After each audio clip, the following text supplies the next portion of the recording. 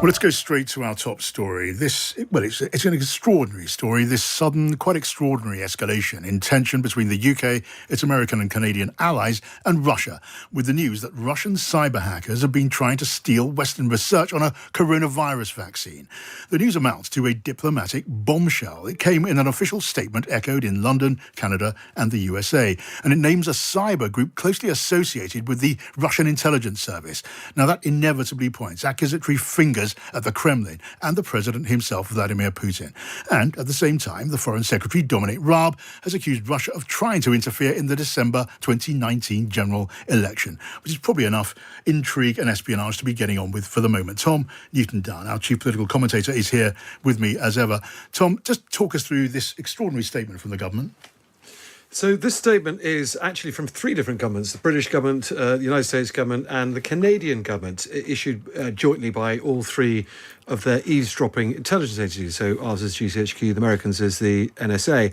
And it very directly alleges that Russian intelligence agencies have been blatantly trying to steal coronavirus vaccine and therapeutics research. So all that hard work that various scientists, various pharmaceutical companies, whether they're in Oxford or AstraZeneca, although the companies aren't named, have been putting into, Russia has been carrying out a systematic hacking operation to try and steal it. I mean, it's extraordinarily grave accusation if you think about the predicament that the world is in with coronavirus and this desperate need to find a vaccine.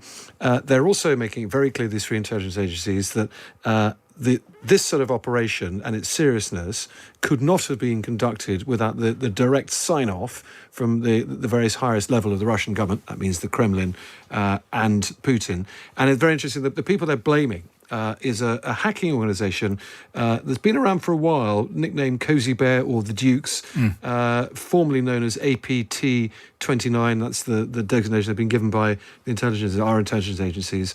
But for a long while, it's been known that this organisation, Cozy Bear, has been working out of Russia, but no one has directly linked them to formal Russian intelligence. Today, that is happening. Yeah. So they're saying these people who've been nefarious actors for a long while now, they are working for Russian intelligence agencies. And I think the accusation is also that it's the GRU responsible here, which is Russia's military intelligence agency. And of course, the very same people who tried to kill Sergei Skripal, the double agent who was working for MI6 in 2017 in Salisbury with a nerve agent attack. Yeah. Sometimes, Tom, when these kinds of allegations come along, we haven't seen an allegation quite like this, let's be clear about that, but we have seen in the past accusations pointed at Russia, and there is sometimes a gossamer thin caveat when it comes to who is responsible. In this case, it is being said at one level, it is almost certainly associated with the Russian intelligence service, but you're saying behind the scenes, forget any caveat, they are saying it is the Kremlin, it is right to the very top. 100% on the jaw. No two ways about it. And this is part of, I suppose you call it a naming and shaming strategy, a new strategy really that the British and US governments and the Dutch governments and many others have adopted really since the Skripal affair in March 2017. Russia's been up to all sorts of these sort of activities for a while now, be it both cyber and also practical operations on the ground. And before, they haven't necessarily been called out because it's often quite hard to prove these things, to put it square on someone. Since then, the various Western alliance governments, the Five Eyes governments, have adopted this new strategy of calling Russia out very, very publicly indeed, in an attempt to try and really name and shame them and pour acute embarrassment on Russia in the hope that it has some sort of puts them off. It hasn't done so far. They're still doing it. You might remember, John, there was a Russian spying operation on the OPCW, the Organisation for Safeguards Against the Chemical Weapons Use in The Hague back in 2018. Big public revelation by the British government and others at the time to embarrass the GRU team. They had pictures of them. They showed what hotels rooms they're living in. That was almost 2 years ago now. It hasn't stopped the Russians from carrying on this activity, and it's hard to see really how today, although it would be embarrassing for Russia, how it's really going to stop them from continuing activities in the future? Well, I mean, this is about as serious as it gets. In political terms, there are economic implications, there are geopolitical implications to all of this. And we can talk now to one of the more weighty and influential people in the Kremlin, in the Moscow circle. He's the head of the country's sovereign wealth fund. It's Kirill Dmitriev, who has been ahead of these extraordinary statements, talking about the Russian effort to produce vaccine itself, 30 million doses of an experimental COVID-19 vaccine, 170 million being produced abroad, trumpeting the Russian effort to deal with this pandemic. He's on the line. Good afternoon to you, Mr. Dmitriev. Hi, thanks for having me. Thank you for joining us. It's good to hear from you. Can I just put this to you very, very directly? Stealing or trying to steal vaccine research is a very, very serious allegation. We've heard on the British side it is being called despicable. What do you say to it? Well, first of all, Mr. Peskov, who is officially spokesman for Kremlin, was very clear that Russia did not involve itself in any of activities like this. And frankly, this whole story, I think, is an attempt to tarnish the reputation of the Russian vaccine by some of the people who are scared of its success. Because Russian vaccine potentially could be the first to the market, and it potentially could be the most effective vaccine out there. And we expect regulatory approval in August. And I'll give you some facts that clarifies it. So first of all, there is no need to steal anything from Oxford because AstraZeneca is already in discussions, a contract with one of our portfolio companies, Air Farm, to produce Oxford vaccines in Russia. So no stealing is needed, no secrets are needed. Everything is already given to Air Farm, our portfolio company, that will be producing Oxford AstraZeneca vaccine in Russia, and this is a commercial agreement between AstraZeneca and Air Farm. Okay, and secondly, our vaccine, the Russian vaccine, I'll finish in a second, please, was developed in 2015 as a vaccine against Ebola, and then against MERS. Everything is published in scientific journals. And the only thing they did for Corona, they just substituted parts of Ebola and parts of MERS with a spike of coronavirus. And this has been published since 2015. So basically, we believe those accusations are completely false and are trying to attack Russia as a country that is open to partnership with others and is telling that we probably have one of the most effective vaccines because it has been proven before. So your answer then is that these allegations are simply false. Your answer is that they're motivated, in essence, by jealousy, by envy of Russia's success in seeking a vaccine on its own account. And there's no need for Russia to intervene or spy in this way. Can I just put it to you then for your comment, Mr. Dmitriev, that answer simply lacks credibility. This accusation, it comes from not just the cyber experts of the United Kingdom. It is supported by experts and analysts in the United States and in Canada. It is backed up by the political leadership in all of those allies countries. It is simply, it could be argued, fanciful to say that it is simply baseless and driven by jealousy. What do you say to that? Well, I say very clearly, I shared to you a fact that you're not responding to. And that is everything that needs to be produced Oxford vaccine has been part of the agreement between AstraZeneca and Air Farm to produce it in Russia with all of the technology, all of the know-how. So that's it. There is nothing that needs to be stolen. AstraZeneca wants this vaccine to be produced in Russia. We just happen to think that Russian vaccine is better because it has 2 adenovirus vectors to deliver the vaccine versus 1 that is used by AstraZeneca. So once again, those accusations are typical accusations without any proof, any evidence, and the timing is really remarkable because we just are sharing with the world that we believe we'll have regulatory approval in August, and the story comes out of nowhere, this timing.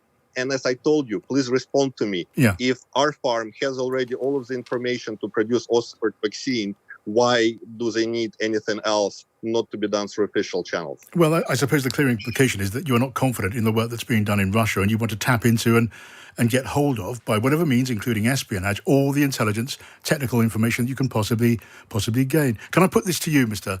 Dmitriev, for your comment? It is often discussed, isn't it, that the situation in Russia as far as the handling of the pandemic is concerned, is simply not up to the job.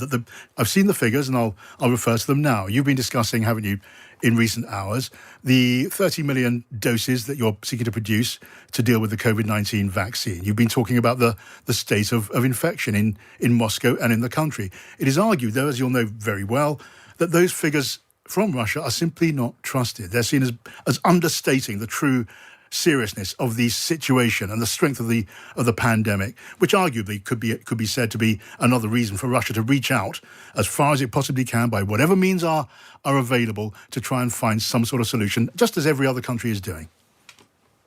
Well, those are definitely very loaded questions, as you said, with very fanciful words, and responses very straightforward. So Russia has one of the lowest deaths of COVID in the world, and that is a result of very efficient methodologies that we used. We test more than most of the countries. We ourselves invested in heavy testing, and we sold 13 million of those tests outside of Russia. We were the first ones to really show that favipiravir, a Japanese medication, is very efficient against COVID. We did clinical trials. We got this drug going.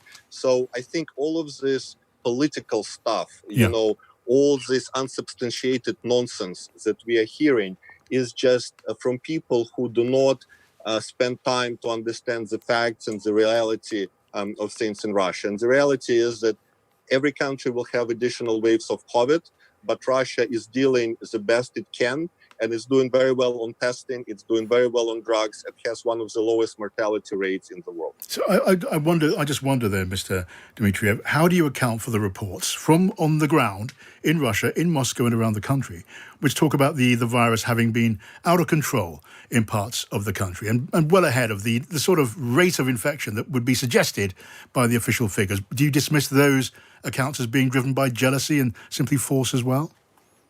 Well, I'll just tell you the facts. That to get tested in the US and Florida, it takes 5 to 6 days. You can look this up on CNN. And to get tested in Russia, you get results in 5-6 hours. Maybe in some regions you get in 24 hours. So there is no question that Russia has better testing capabilities than the US and maybe Britain for that matter. And this is just a fact. So once again, we operate in realm of facts. Our vaccine has been based on the 2015 Ebola vaccine. Our testing and drugs are working very well. And once again, we are sharing this information because we want to be partners with other countries. We'll be working with other countries to have clinical trials of our vaccine, and it will be in Middle East and in Latin America. And I think Britain needs to get used to be more of a partnership approach to Russia, more of a partnership approach to other nations, because attempts to always suppress good things, suppress good information, suppress good developments is just not a viable long-term strategy. But you'll know, of course, that the memory of the Salisbury poisoning is still fresh in many people's minds. The evidence presented by the British government on that occasion was that the Russian intelligence service was involved in an assassination attempt, a poisoning attempt on the streets of this country in Salisbury. And we heard the response from Moscow. That was described as a lie, that the operatives, as it were, linked to Russian intelligence, were said to have been there as tourists with cameras, taking pictures of Salisbury Cathedral. It's a different act, obviously, in a different context. But when you today, talking to me here, and thank you again for coming onto the programme, but when you say these accusations of intelligence involvement and dirty tricks, as it were, that this is all fanciful, you can understand, can't you, Mr. Dmitriev, why so many people are just so deeply sceptical? Well, and that is why I will use fanciful approach of saying you are out of arguments on vaccines, out of arguments on drugs, out of arguments on testing, and you ask about Salisbury poisoning. I run a sovereign wealth. I have no knowledge of poisonings. I have no knowledge of different types of activities. All I can say is that we are investing in good technology. Russia has very good technology, and the world can learn from Russia, just as we are learning from Japan, from other places. And we believe this aspect of international cooperation is incredibly important. Okay, can we let's just touch on the vaccine and the state of Russian research. When do you expect, because you tell us about the advances and the progress that's been made in the search for a vaccine in Russia, when do you expect to start vaccinating the Russian people? So I was vaccinated myself. I believe so much in technology. I developed antibodies very quickly. So now I have antibodies that is double the average antibodies of person who was sick with COVID. Forgive me. I'm anxious to understand you. You say that you have been vaccinated. Are you saying that there is a vaccination in use now in your country? Because that will come as news, I think, to pretty much everyone. Well, I was a volunteer, one of the volunteers to try the vaccine we developed and we believe in. And I vaccinated myself, my mom, my father, and my wife. And we all developed antibodies in 20 days that is double the average antibodies of a person who is sick.